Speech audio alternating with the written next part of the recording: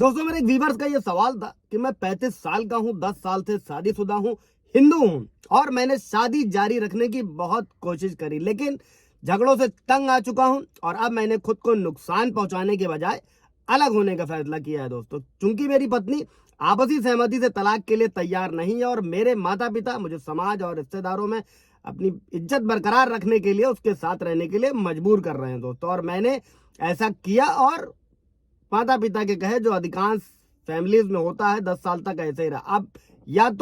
अब मुझे तलाक चाहिए, मुझे इसका समाधान चाहिए, मुझे इससे अलग होना। अगर मेरी पत्नी भारत में तलाक देने के लिए राजी नहीं है तो क्या करना चाहिए? क्या किसी अलग जगह रहना समाधान है दोस्तों, या 1 या 2 साल बाद तलाक की याचिका दायर कर सकता हूं? क्या मैं अलग रह रहा हूं? करंट टाइम में मैं अलग रह रहा हूं।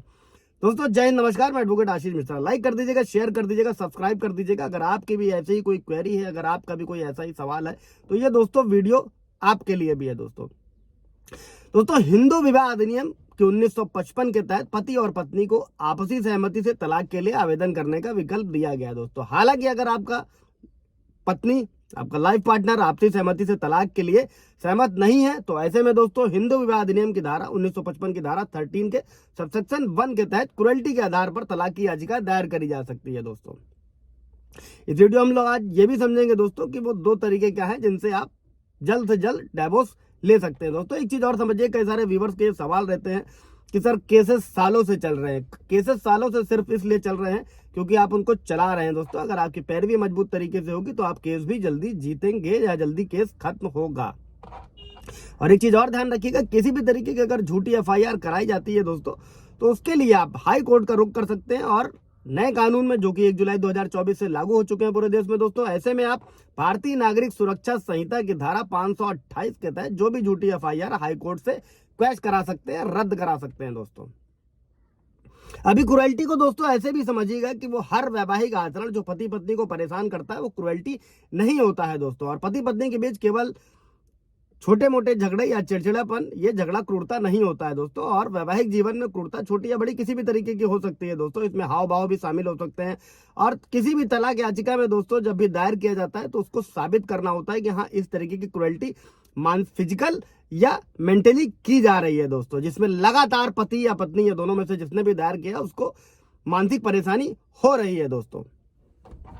अब अभी तो दोस्तों ये क्रुएल्टी का आधार है जिसपे तलाक लिया जा सकता है। अभी 2 आधार आपको और बताता हूं दोस्तों कि हिंदू मैरिज एक्ट की 13 के सबसेक्शन 1 के तहत जो अन्य आधार है तलाक लेने के वो क्या है दोस्तों कई सारे व्यूवर्स के भी सवाल रहते हैं और आप लोगों ने भी देखा सुना होगा, किसी भी तरीके से अगर वाइफ एडल्ट्री में रह रही, व्यभिचार में रह रही, तो इसमें कानून में सजा का तो कोई प्रावधान नहीं दोस्तों। लेकिन पति या पत्नी किसी भी प्रकार के अगर एडल्ट्री में रह रहे हैं, अलग यौन संबंधों में रह रहे हैं, तो ये तलाक के लिए एक वैलिड रीजन है और इसके लिए कम से कम इसमें आप तलाक ले सकते हैं दोस्तों जल्द से जल्द, एडल्ट्री बेस पे अगर साबित करते हैं तो। और इसी के बाद में दोस्तों परित्याग, अगर आपने अपने पति या पत्नी को कम से कम 2 वर्षों के लिए स्वेच्छा से त्याग दिया तो यह परित्याग कहलाता है दोस्तों। इस आधार पर भी एक तरफा तलाक लिया जा सकता है दोस्तों। अब अभी तलाक की जो दायर करने की प्रक्रिया होती है दोस्तों वो क्या होती है कि सबसे पहले तो तलाक की याचिका दायर करी जाती है दोस्तों, जिसमें फैमिली कोर्ट में आपको आवेदन करना होता है।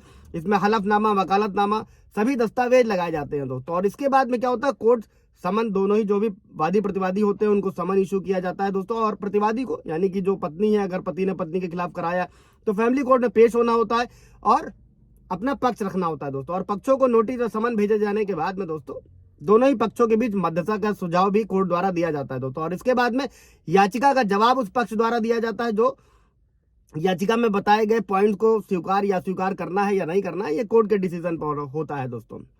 इसके बाद दोस्तों कोर्ट क्या होता है, दोनों पक्षों के बीच याचिका और जो भी लगाया गया है उन पर विचार करता है, सभी एविडेंस देखे जाते हैं, गवाहों को सुना जाता है दोस्तों। इसके बाद में अस्थायी यानी कि अंतरिम आदेश पारित किया जाता है दोस्तों। और जो अगला चरण होता है वो अंतरिम आदेश का होता है और जिसमें कोर्ट द्वारा ये पारित किया जाता है, जिसमें बताया जाता है कि बच्चे की कस्टडी, गुजारा भत्ता, मेंटेनेंस, रखरखाव, इन सारे रिलेटेड चीजों से डिसीजन लिए जाते हैं दोस्तों। और इसके बाद होता है अंतिम आदेश। अंत में जो कोर्ट होता है वो शादी को खत्म करने का फैसला सुना देता है, जिसके बाद कोर्ट की कार्यवाही समाप्त हो जाती है दोस्तों। तो ये 2 तरीके हैं दोस्तों। और हाँ, इसके साथ में एक चीज और याद रखिए, अगर पत्नी मायके चली गई, वापस नहीं आ रही, तो आप हिंदू मैरिज एक्ट सेक्शन 9 के तहत आवेदन कोर्ट में कर सकते हैं दोस्तों।